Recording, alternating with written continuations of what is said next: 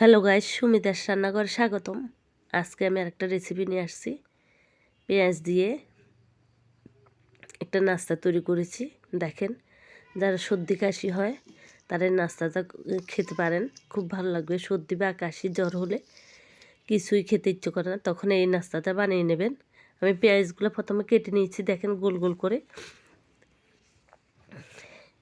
দেখেন এরকম রিং করে আপনারা কেটে নেবেন, গোল গোল বা রিং বলেন, যেটাই বলেন।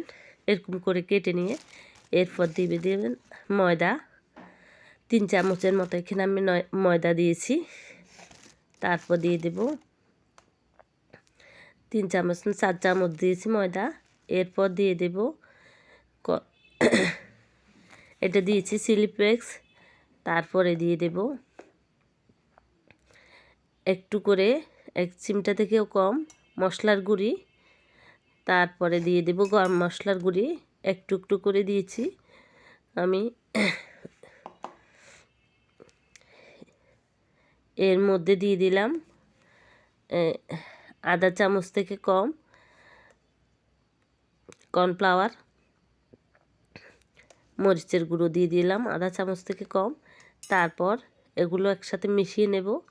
এগুলো আমি শুকনো রাখবো। এবার একটা বাটির মধ্যে আমি আর ময়দা আর কর্নফ্লাওয়ার সব মশলা দিয়ে, লবণ একসাথে দিয়ে, মরিচের গুঁড়ো, হলুদের গুঁড়ো, কর্নফ্লাওয়ার একসাথে দিয়ে আমি মেখে নেব।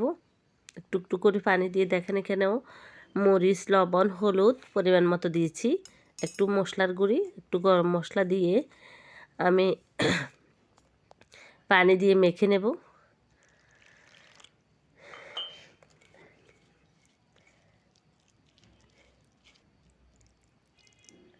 একটু বেশি পাতলাও হবে না, আবার বেশি ঘন হবে না, এভাবে বানিয়ে নেব।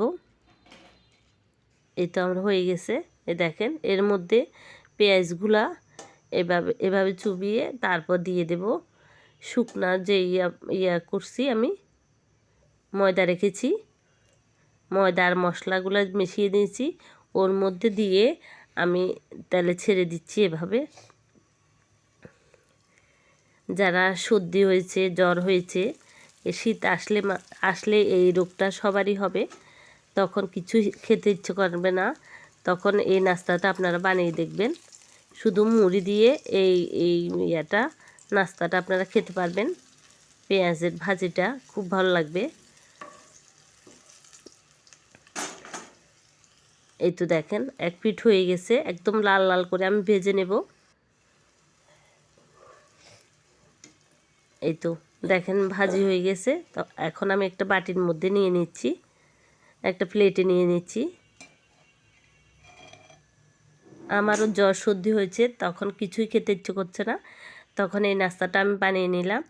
আর আপনাদেরকে একটু দেখাইতেছি, দেখেন এভাবে বানিয়ে আপনারা বাসায় খাবেন, আর খুব ভালো লাগবে। অনেক মোচমোচে হয়েছে, মুড়ির সাথে বা সন্ধ্যাকালে খুব ভালো লাগবে, নাস্তা একদম জমে যাবে। আর সবাই ভালো থাকবেন, সবাইকে অনেক অনেক ধন্যবাদ। আজকের মতো রাখলাম, সবাইকে।